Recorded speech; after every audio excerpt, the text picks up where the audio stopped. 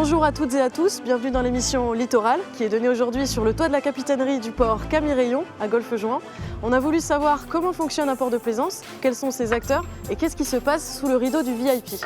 Aujourd'hui en 2 actes, nous aurons le port de plaisance en toute saison.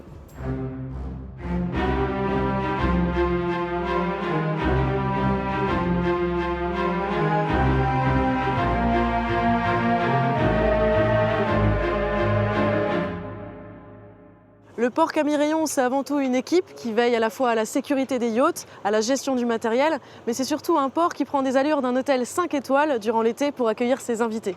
Je vous propose tout d'abord notre sujet, le port Camille-Rayon, une affaire de famille. Au port Camille-Rayon, il y a de la place pour tous les bateaux, du plus modeste au plus grand.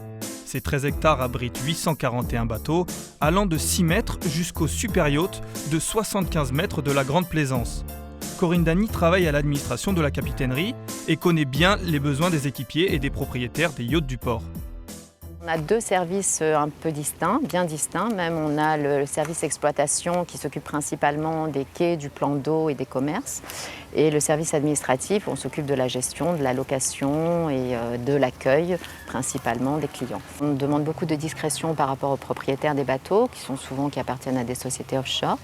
Donc on est en relation principalement avec les capitaines des bateaux. On a des clients importants, donc on leur donne tous les services. Surtout en pleine saison, on est obligé d'être à leur écoute 24 heures sur 24. Ça demande beaucoup de disponibilité, beaucoup de discrétion. On est obligé de gérer un petit peu le planning de dernière minute et ça ressemble un petit peu à de l'hôtellerie, effectivement. On est principalement axé sur la sécurité avant tout, puisqu'on doit accueillir tout bateau qui est en difficulté. Ça, c'est notre priorité. En effet, à cause des matériaux modernes employés dans la construction des bateaux, l'ennemi numéro 1, c'est le feu. Mais sécurité veut aussi dire protéger les lieux. Je vous écoute. Ouais, je travaille au COSI et j'ai pas la carte encore. Mes patrons n'ont pas fait la carte. Vous pouvez m'ouvrir, s'il vous plaît? Ok, je vais vous ouvrir, mais il faudra passer à la capitainerie pour régulariser. Je dirige les équipes d'agents de sécurité et les équipes d'agents de port. Voilà.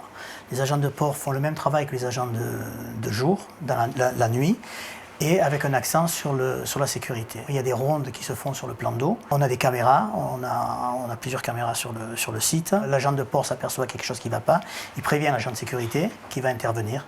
On accentue sur la sécurité.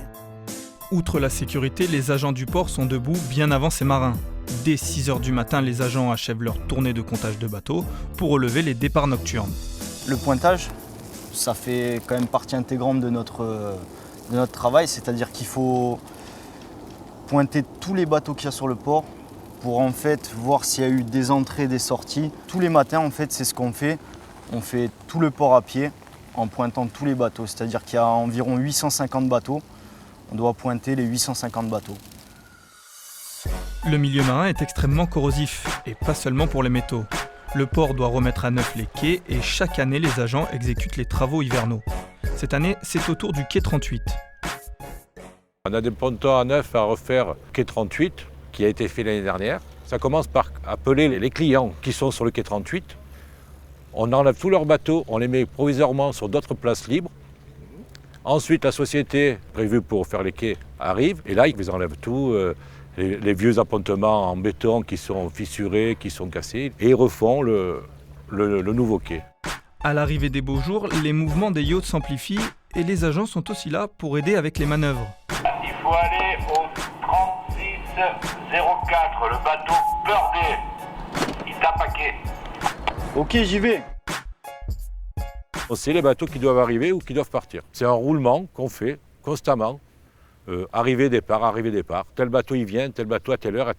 Dans ces cas-là, le premier qui appelle sur le canal 9, on lui dit de patienter dehors, on prépare son poste, et dès que le poste est prêt, on le fait rentrer. Et dès qu'il est rentré, on lui donne de l'eau, de l'électricité, l'amarrage fini, on leur dit au revoir, merci et bonne journée. D'origine niçoise, la nouvelle recrue Amandine amène de par son expérience une toute autre facette à l'équipe. Je venais déjà des métiers de la mer, je venais de quitter la marine nationale, donc je voulais me reconvertir dans quelque chose qui reste du domaine maritime. J'ai jamais travaillé en plaisance et en port civil, donc il faut s'adapter au local et aux plaisanciers qui ont quand même des techniques différentes des militaires. Il y a une bonne équipe, assez jeune, assez dynamique. On s'intègre assez vite à cette équipe. Et on est tous polyvalents sur les travaux, donc on tourne tous les uns avec les autres. Ça permet de rencontrer tout le monde et de faire les tâches avec tout le monde. L'été, c'est les bateaux. Et l'hiver, à part les pontons, on s'occupe aussi de l'entretien des quais, des bornes électriques, de tout ce qui est peinture. C'est magnifique. On est au soleil toute l'année et on est une bonne société, un bon patron. On est entre nous et c'est agréable de travailler. Et c'est comme ça qu'un port sur la Côte d'Azur vit les saisons. Entre les grosses œuvres et rénovations de l'hiver et la gestion de ses VIP l'été, l'équipe de la capitainerie du port Camille Rayon, tout en restant discrète, reste à la hauteur.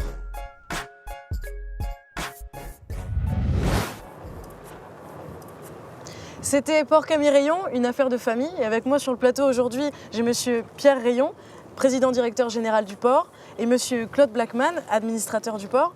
Alors, l'un de vous peut m'expliquer l'origine de ce port, d'où il est né? Bien écoutez, moi je suis le fils d'un visionnaire qui s'appelait Camille Rayon. Et ma sœur et moi-même dirigeons ce port, accompagnés de nos administrateurs, dont j'ai monsieur Claude Blackman auprès de moi aujourd'hui.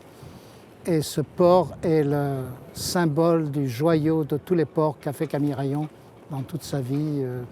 Et ceci grâce accompagné par les gens comme M. Henri Taylor et M. Rodriguez.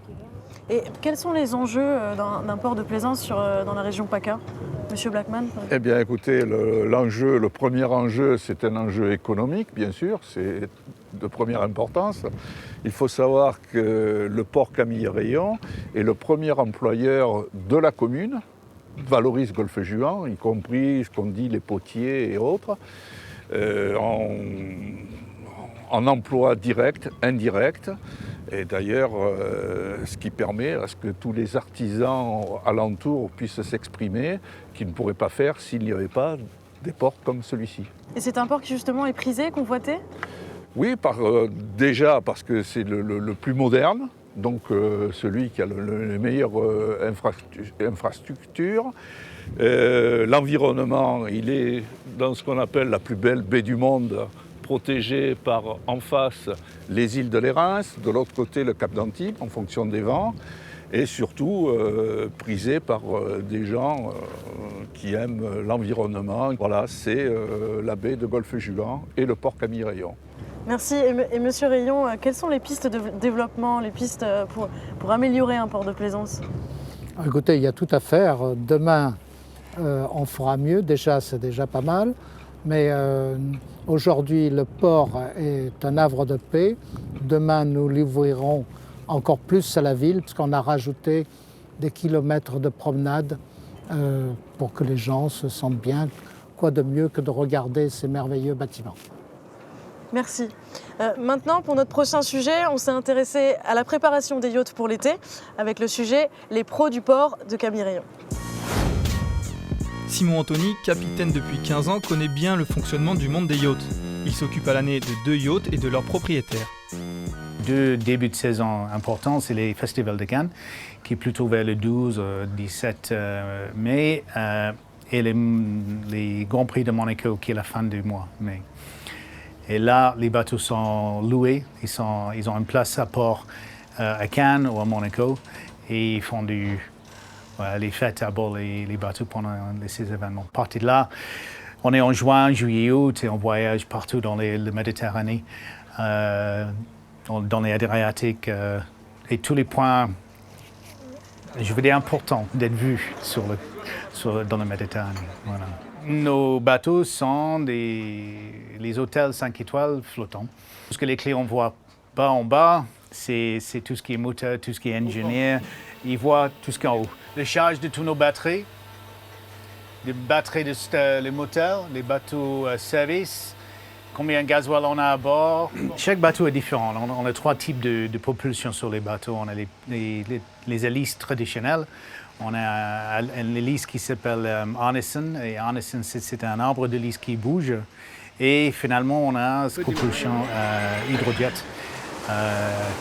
Et tout ce qui est électronique à bord, électrique, ça génère un champ électrique autour du bateau et on accroche sur les coques et sur les parties métal. Et les anodes vont être attaquées par l'électrolyse à la place des métals et l'équipement du bateau.